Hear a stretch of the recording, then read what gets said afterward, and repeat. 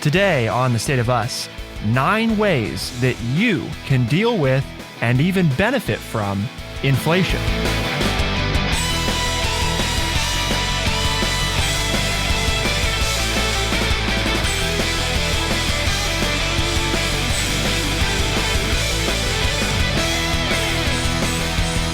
Welcome to The State of Us. I'm your host, Justin T. Weller, joined, of course, today by the one and only Mr. Lance Jackson, your friendly redneck liberal and the senior resident historian here at True Chat. Today, we're talking about something that I'd imagine is on the minds of Americans. And in fact, the data tells us that it is very much so on the minds of Americans, which is inflation, both how it affects you and what you can do to deal with it and possibly even benefit from it. So we're going to look at 9 ways that you can do that. Lance and I will each share some different things today. We've got a lot to cover, but before we dive in, what is our word of the day? Well, I just want to comment to Bradley that I noticed that I lost my initial in my introduction on today's show, but that's okay. I just want to know that I noticed. So you want it noted. Okay. I want Bradley to note Take that note. I noticed. Word of the day. This isn't good. This isn't a good word for a podcast because we're talking to you, but I hope can not be too verbose and be a little more laconic in our attitude. Word of the day, laconic, Laconic, 3 syllables, meaning brief or terse in speech or expression, using few words. And we may need to be a little laconic today in order to get through all 9, because Justin always wants to pick 8 or 9 topics, thinking we can get at least 3 done in each segment. And so if we're a little laconic, please excuse us. We're trying to get in as much information as we can for you to dwell on. Well, I'll be plenty laconic. I don't know if that's possible for Lance, but I think we can do it. Well, let me put it this way. I know we can do it. Whether or not we will do it is a whole other thing. We're going to give it a shot. So first up, by the way, this article is from the Wall Street Journal. It's linked at thestateofus.org, like all of the other things that we reference. And they've got even more ways. We're just sharing the ones that stood out to us and expanding on some of them a little bit, trying to give you the most concise list possible. So what's your inflation rate? And the thing that I thought was interesting about this, Lance, is that really it's this idea that, right, the Consumer Price Index for all urban consumers is calculated by the Bureau of Labor Statistics, and it's basically covering about 93% of the United States population.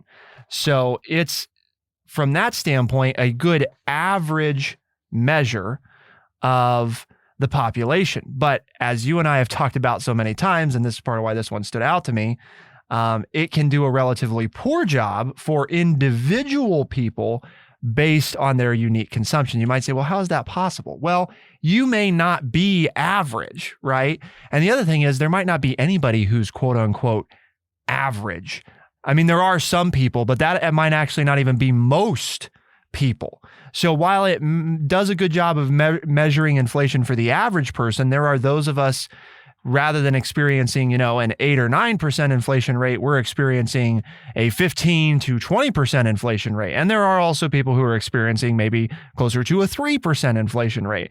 And you might say, well, how is that possible? Because isn't it just everything is going through inflation? Well, yes, sort of. Most items are experiencing increases in prices. But a lot of what goes into determining inflation is based on what you're buying and how much those things have gone up. For example, specifically here, and I thought this was helpful, fuel represents approximately 5% of assumed total household spending. And that's up, the cost of fuel, 44% from April of last year.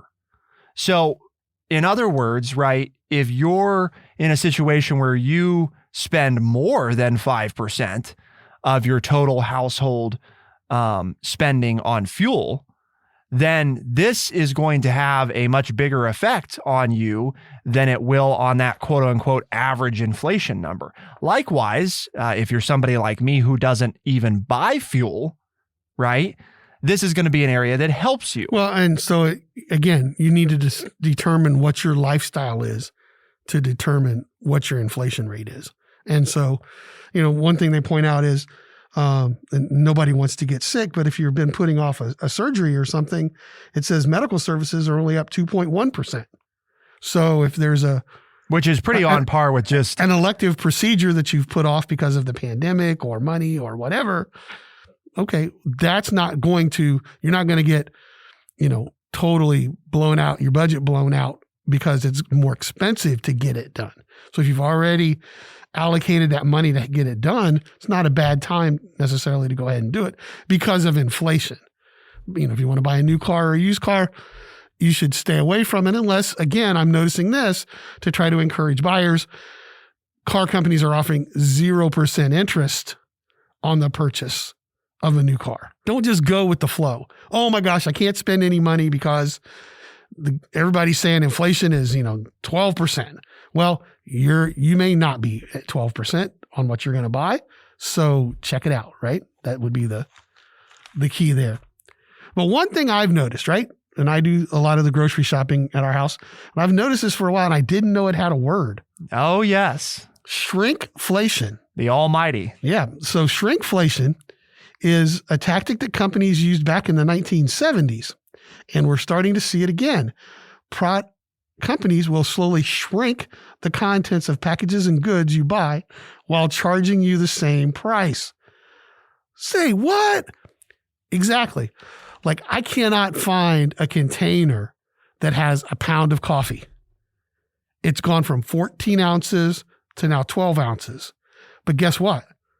The sale price at my local grocery store is the same for 12 ounces as it used to be for a 16-ounce can. I say used to be within the last 18 months.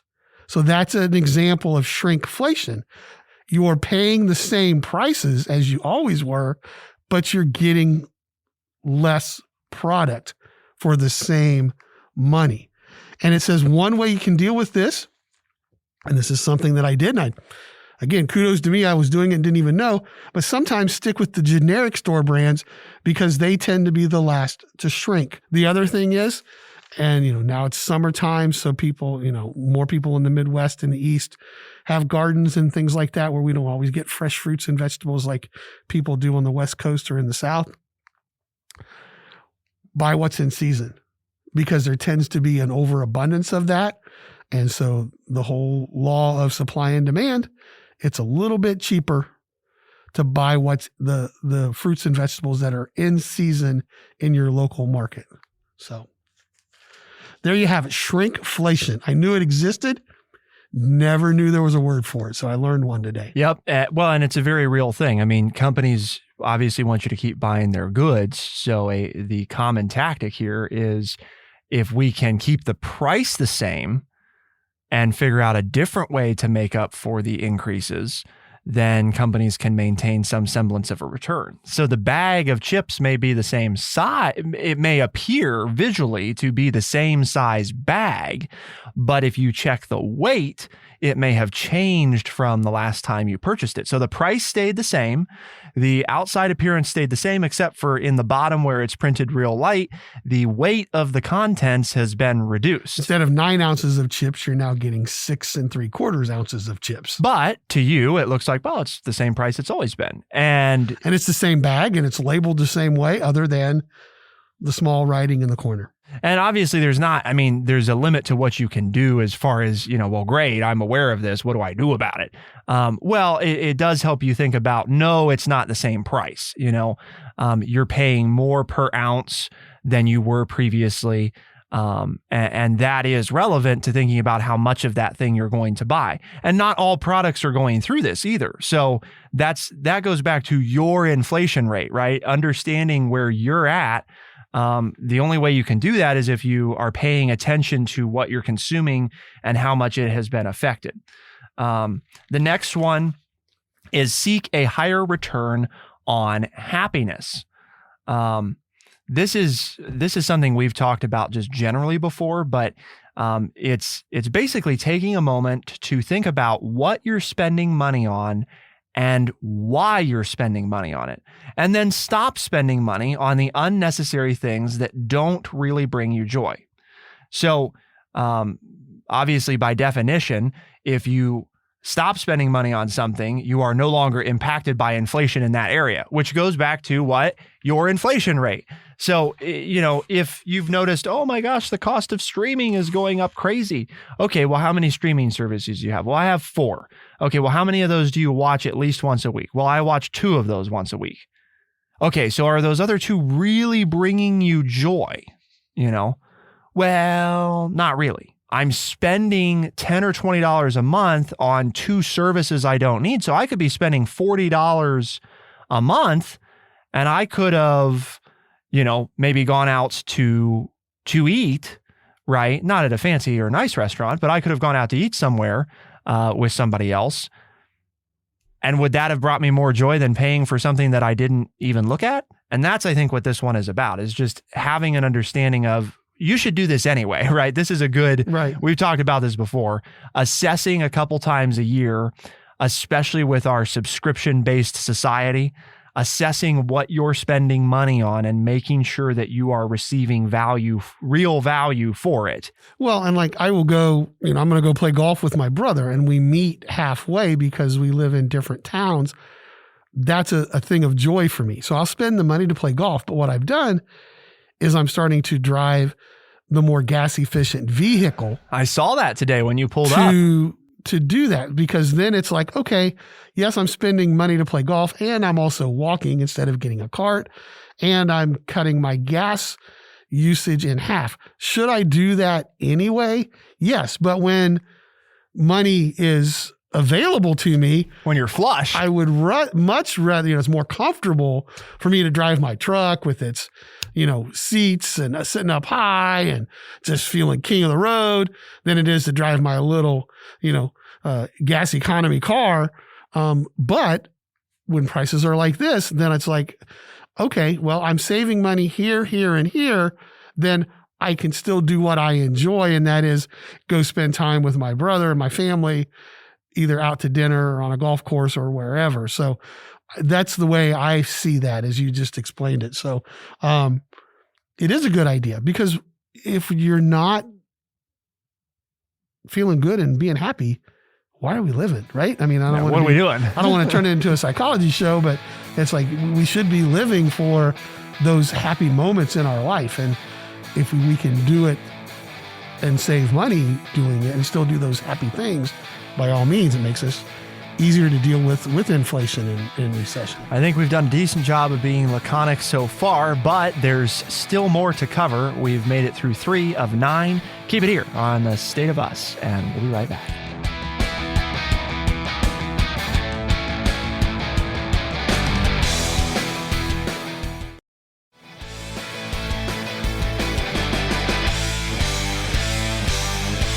Know your inflation rate. Know your inflation rate. Oh, so important. You got to know what's affecting you personally in order to be able to make wise decisions. And part of knowing your inflation rate is being aware of shrinkflation and seeking a higher return on happiness, making sure that you're spending money on things that actually make you happy. What else goes into knowing your inflation rate, Lance? Well, the next one I like is time your expected purchases. So there are certain things you're going to have to buy, right? Well, sometimes they don't put them on sale when you're going to need them, but they'll put them on sale before you need them. You're like, well, I don't need that yet, so I'll wait. And then you end up paying more for it. So this is, if you know you're going to use something, well, go ahead and if it's, a non-perishable good, go ahead and buy it early. And that way you have it when you need it and you got it for a cheaper price.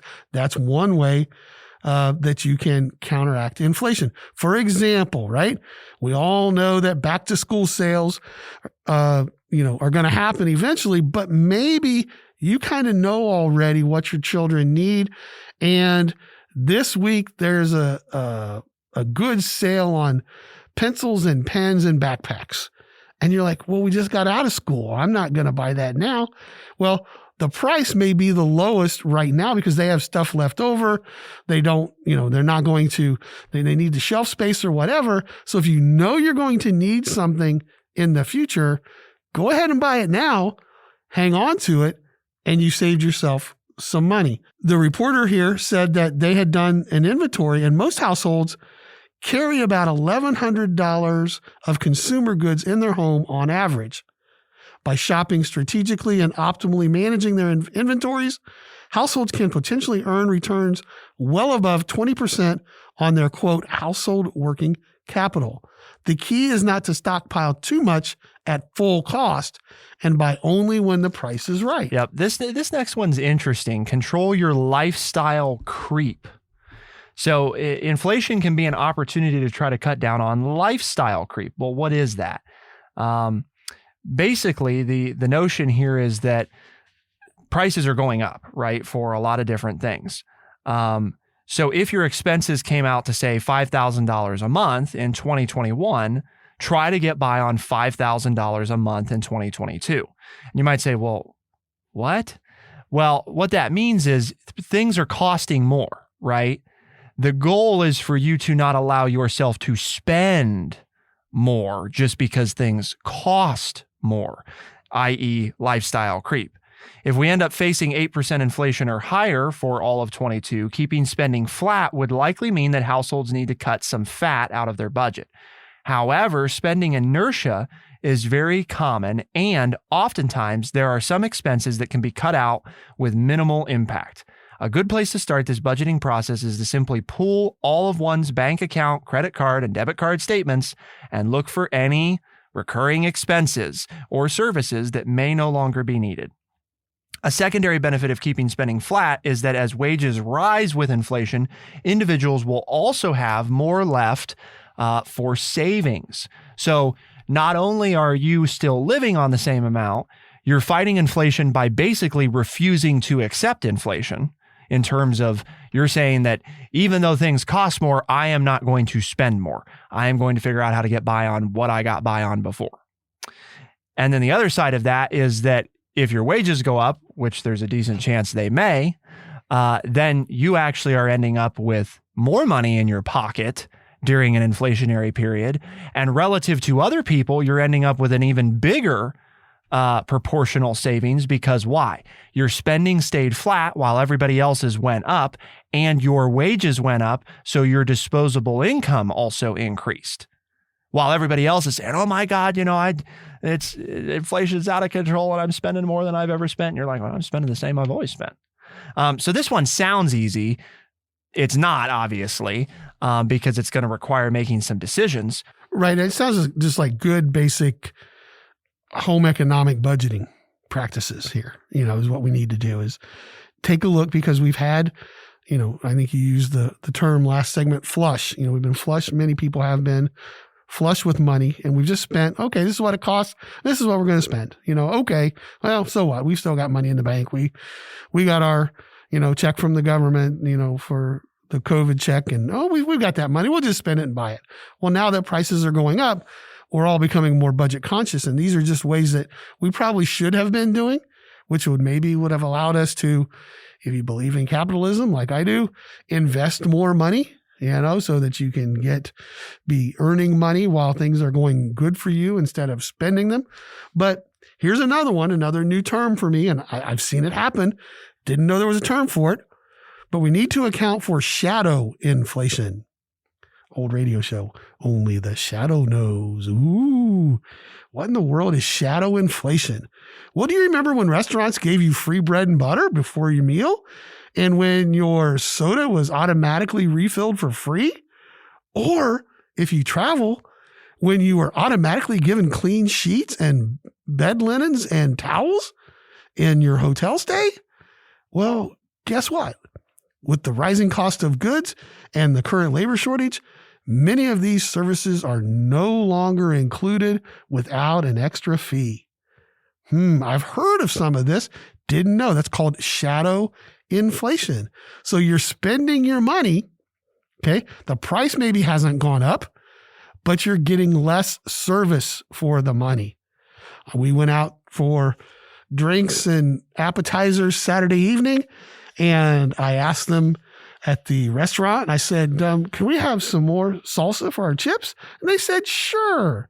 And then I got my bill and I had a $2 surcharge for the extra salsa, which in 15 years of going to this restaurant had never been included for my bill. So they were more than happy, and Sure. great We will service gladly give this to you. brought me enough salsa that I could have sat there all night and eaten chips. If they'd brought me that much salsa to begin with, I wouldn't have needed extra. And then I paid for it, right? Because the amount of salsa that they used to give me wasn't enough to get through my order of chips.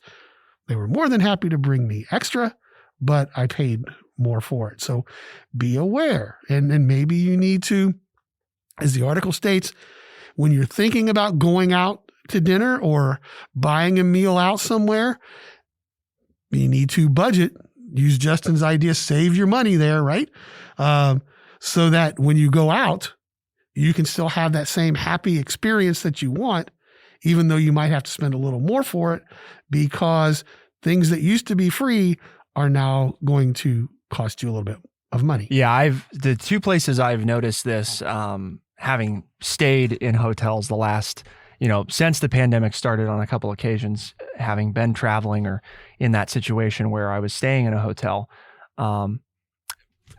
everyone, not a single one that I've been to, and we've stayed in everything from the more budget options all the way up to the more luxurious, expensive options during this time period.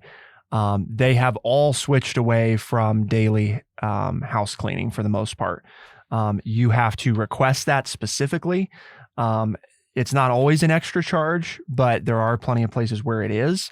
And so that what you may have been used to if, 4 or 5 years ago, you were out staying someplace, and, oh yeah, my room's going to be cleaned every day. Well, now sometimes they don't even come into your room every day.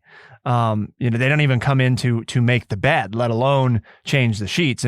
That started to change several years back as supposedly as a climate conscious effort, which it is. Less energy, less water. And do you really need your sheets washed every day? Probably not. That's a little much, but you don't do it at home, do you? Right. You don't do it. Most of us don't do it at home. Right. Most of us are probably lucky to wash them once a week, if that, right. and I'm sure that if a lot of us are being honest, it's closer to once a month or once every couple of months. Every other week. So if you go for a hotel visit for 3 or 4 days or a long weekend or a week, why are you so upset that the sheets aren't being changed? Because that's what you're doing at home. But typically, even when they had gone away from that, they would come in, they would make the bed, they would check the bathroom. If you had left towels on the floor, they would take those away, give you new towels. A lot of that's gone away, and they're going to come in, every 2 or 3 days of your stay. And I actually had to, when we were staying near Orlando, because we went to Disney, at Disney, which is supposedly known for their service, we were staying at one of their lodges. And we actually had to call and ask for some new towels. We had been there, 5 days, and there were only 2 of us in the room, but they had only given us 2 towels, and there was no towel for the floor. So it's exactly. We were going to need something. There you go. Some shadow inflation. It's not just because they're necessarily the products you want are more expensive, but they may not have the personnel to do the job as well as they were doing before. Right. We just don't have the people. So there's a lot of things that go into that. But again, being aware of it, I think a lot of this is just being aware so that you understand where the money's going, so that you can decide if you want your money to go to those things or not. Some things we're going to be like that salsa, we may be willing to pay for, right? Because we want to be happy. Correct. We were out, a special night, special evening, relaxing, enjoying it. And that $2 on salsa is not a big deal if you saved $40 a month on streaming services. Right. Because I'm still at a net, I've still saved money, but I now can cover this other thing that I wanted because I was smart about not throwing money away on things that I didn't need. Again, when we're not experiencing this kind of stuff, some of us don't feel that as strongly because it's just not as important. We don't mind throwing away some money because we don't need it as bad. But then when you're getting charged $2 extra for your salsa, you need to pay attention. So the other thing I'll notice, because Lance, is familiar with Raising Cane's, some people may or may not be, depending on where you are in the country listening to this show, their containers of cane sauce are smaller now. Ooh, okay. So, no change, to the amount of food that you get, but the amount of sauce you receive is definitely in a smaller container. And it's sad that I know this, but I know this because I was like, man, how did I run out of, because I order the same thing every time. So like, I know how much I've got an extra piece of chicken and I'm out of sauce. Right. And I'm out of sauce. Like, how did that happen? And then I got to looking at the container. I'm like, this thing's it's as wide as it always was. It's not as deep as it always was. So it's still full. You still think you're getting a full container of sauce. It's a full container, but the container is smaller. Some shrinkflation going on. So then there. I need to buy an extra, I have to pay for another sauce. Right. So, I mean, it's probably about a third smaller. Or eat a naked chicken strip. Right. Well, no. No. Okay. No. You could save on the chicken. Yeah. And just go through the drive-thru and buy cups of sauce. And then you can just dip whatever you're eating into the sauce. Since that seems to be what drives you to Cane's. Right. That's the motivation is just the sauce. So just buy the sauce and just eat the sauce. Don't even, then you can really save. Don't buy the chicken. Pour it on your turkey sandwich, your peanut butter and jelly, your toast in the morning. I just got some Cane's sauce, people. Yummy. You should bottle that, right? Just put it in the stores. But then they couldn't charge you an inordinate amount for that little container at the restaurant when you need it with the chicken and the fries and the toast. So, okay, well, we've still got 3 more to get to. Keep it here on The State of Us, and we'll be right back.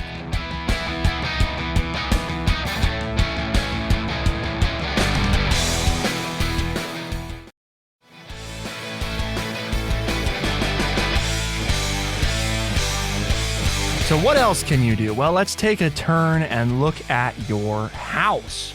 One of the best investments for a return on your dollar is to better insulate your home. And you'd be like, what? Inflation and you want me to insulate my home?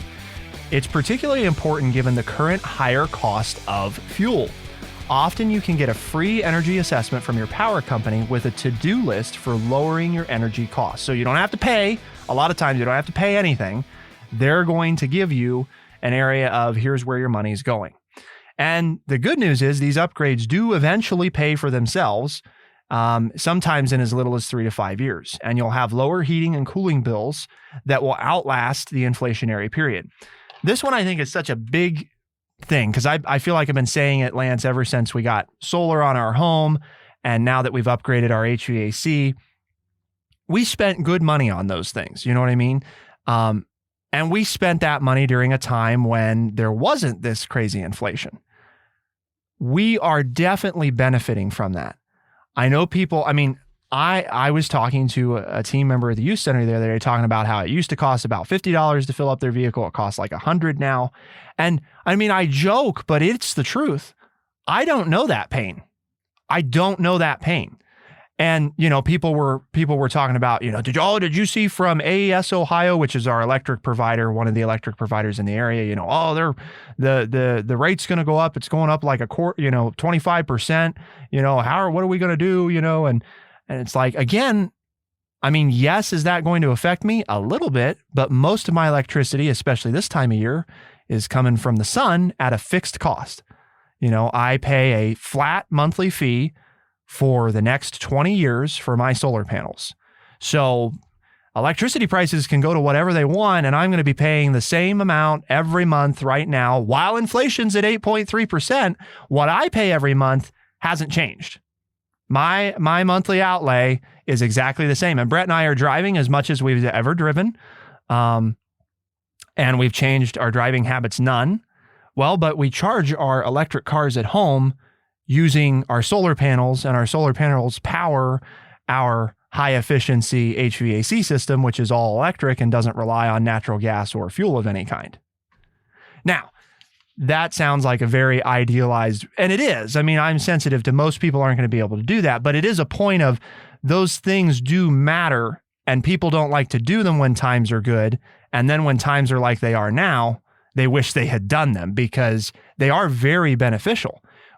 And people will just, be disgusted by this, but we're probably our monthly outlay for transportation costs, getting to and from work, probably sits somewhere around $30. Right.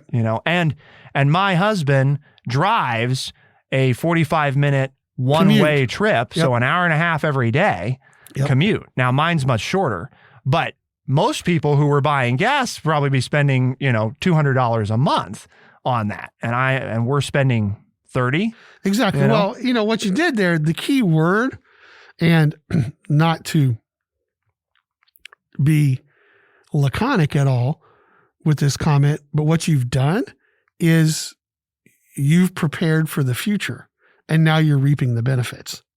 I mean, you did something good, something you believed in, but you also stopped your dependency on oil.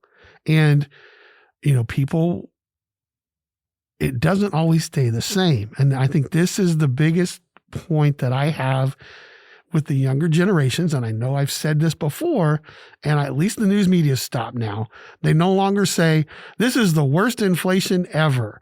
This is going to be the biggest recession ever. They're starting to refer to, back in the 70s and 80s. So for us, yes, right? And what you did, we know that this happens occasionally in capitalism. It is never always hunky-dory in a capitalist society. The economy booms, and then the economy busts, and then the economy booms, and then the economy busts. We've had a great booming economy. And what you did was prepare for when it was going to go bad. Not that you were a doomsdayer or anything, but you and Brett decided, hey, you know what? We invest in this. We believe in alternative fuels. We believe in solar energy. And now you did what you thought was a good thing for the environment. And now it's helping you economically. There's nothing wrong with that. I've talked to more people in the last 3 months looking into buying an electric vehicle because of the rise in gas prices. People are curious. People are now like, I've been hearing about these things. And when I just dropped a C note at the gas station to fill one car, and my wife is driving, and I got to take it back in 2 days, her car in 2 days, and drop another $100 to fill her car. Well, we're starting to look at it, and I say, scroll down to the State of Us, because we did a review of some electric vehicles, the new ones coming out, and we rated them for you. So, okay. Again, it's maybe forcing people to, as the article points out, invest in some alternative energy. Maybe now this will end up being a good thing that comes out of this. Yeah. I mean, I think the point in that is, yes, you can do things like better insulate your home. You could get solar. You could buy an electric vehicle. You could do things like that. But there is the law of compounding returns, right? And that is part of what I'm trying to express there, is that doing any of them is good. Doing more of them will benefit you greater. And if you're not in a position maybe to directly outlay that kind of money right now or even finance it, then look to reallocate some of your investments into alternative energy, so at least you're benefiting in some regard from it. Because that's the other thing the article points out, is obviously the war in Ukraine, gas prices, oil prices. Alternative energies were of interest anyway to investors before this. They have only accelerated that interest recently. You might as well ride that benefit, regardless of what you feel about climate change or the value of alternatives. If there's money to be made, you should go make money. And if there's money to be saved, you should go save money. What's our last one, Lance? One strategy for dealing with inflation is buying certain things. Say, what? Inflation? And you want me to go out and spend money and buy stuff? That's what we're saying here. Watch for falling prices, because many consumers will need to cut spending on discretionary items. So a lack of demand may cause an abundance of products in the store floor or the store market. And so prices of various non-essential goods will decrease. It's like I was walking through a big department store, and I noticed that their patio furniture was 75% off.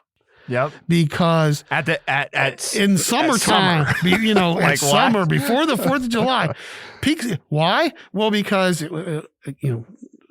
make it quick here, be a little laconic, but it was supply chain backup. It didn't get here till after the main season. Now they're wanting to start to stock things for fall. And they're like, we have to get rid of this. This is taking up too much floor space. We need it to set up other displays. And so they're just like almost giving away brand new patio furniture. So if you're one of those people that have a little bit of extra money set aside, or again, this is something that you were looking to buy anyway, now might be a good time to buy it. So, check prices. Not everything has an inflationary tag on it. There are some things out there that are good buys. And again, you got to shop smartly. You can't just go out and buy anything you want. You might have to, not get the exact style that you want or the exact coverings that you want, but you can buy some new stuff really cheaply if you were looking for it and it was in your budget anyway. So keep your eyes out on that, because sometimes during a recession, if you have money allocated to buy it anyway, it is a good time to purchase things as other people quit buying. And in order to get goods off the shelf, the owners have to drop prices. When prices go up in one area, there's a decent chance that some prices in other areas are going down. And I had that same observation about the patio furniture when I could not figure out for the life of me. I'm sitting there thinking, why the heck is patio furniture on sale at the start of summer? Well, because there's not enough people buying it, evidently. So they're trying to move it. So if you've been wanting to do that and you saved money on those streaming services and you cut some other stuff and you're like, well, the patio furniture is cheaper now than it would have been a year ago. Let's buy it. And again, you might be able to use it for the next 3 or 4 years, and you saved money upfront buying it. So why do we have this conversation today, Lance? I think we were pretty close to being laconic on most of our items, but we got them all in. We got through 9, and we don't usually get through 9, folks. If you go back and listen to some old shows, you probably won't recognize it, but Justin had to retitle them because we had all these things we were going to talk about. We didn't get through them. We got through them today. And that's because we're interested here at True Chat in educating our audience. And we want to educate you by providing honest, open, and respectful conversations. And so we didn't want to cheat you today. We got all 9 in that we set aside to talk about, and hopefully it will help you deal with this inflationary summer and maybe even into fall a little bit.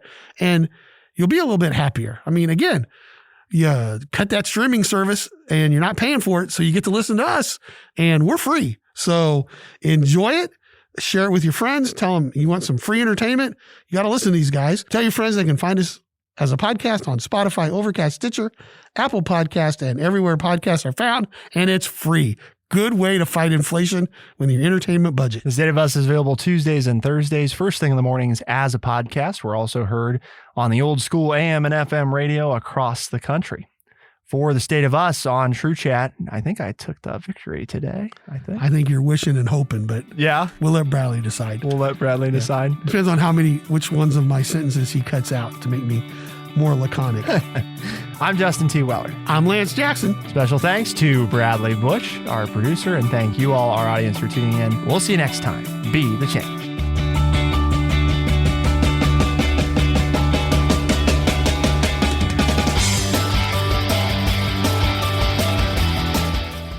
Be sure to check out our website, thestateofus.org, for books, articles, and all the ways to tune in. thestateofus.org.